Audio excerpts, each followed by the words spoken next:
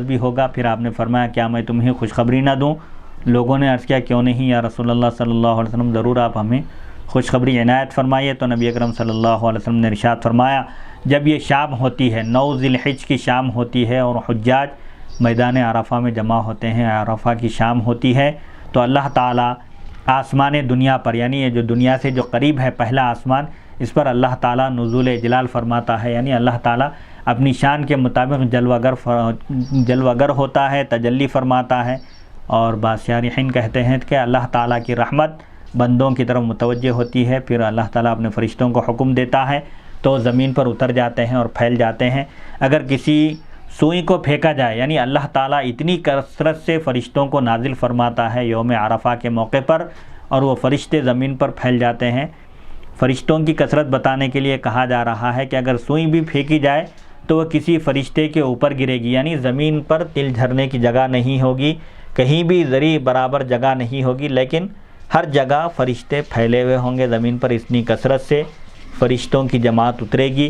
پھر اللہ تعالیٰ فرشتوں سے فرماتا ہے میرے فرشتوں، میرے بندوں کو دیکھو جو میدان عرفہ میں حاضر ہیں، حج بیت اللہ کی سعادت سے سرفراز ہو رہے ہیں، میری خوشنودی کے لیے، اس عظیم فریضے کو ادا کرنے کے لیے وہ حاضر ہوئے ہیں۔ میرے ان بندوں کو دیکھو جو غبار آلود اور بکھرے ہوئے بالوں والے ہیں، یعنی احرام باندھ کر سب زینت کو چھوڑ کر یہ آئے ہوئے ہیں، ان کے بال بکھرے ہوئے ہیں۔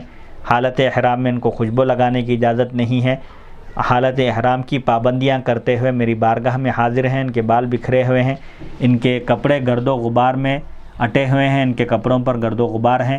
یہ زمین کے مختلف کناروں سے، یعنی یہ مختلف ملکوں سے، مختلف ممالک سے یہ لوگ میری بارگاہ میں آئے ہیں۔ کیا تم سن رہے ہو جو یہ کہتے ہیں؟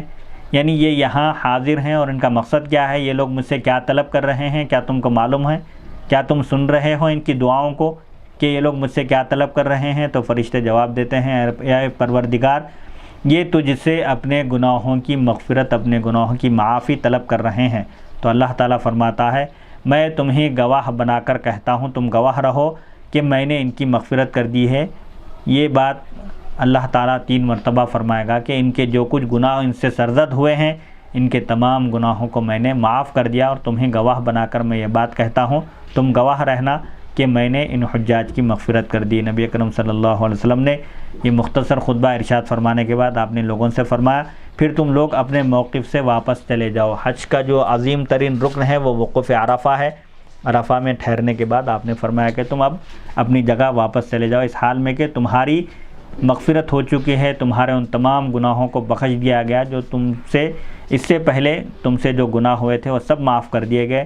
حدیث نمبر 329، قال زید بن علی رضی اللہ عنہ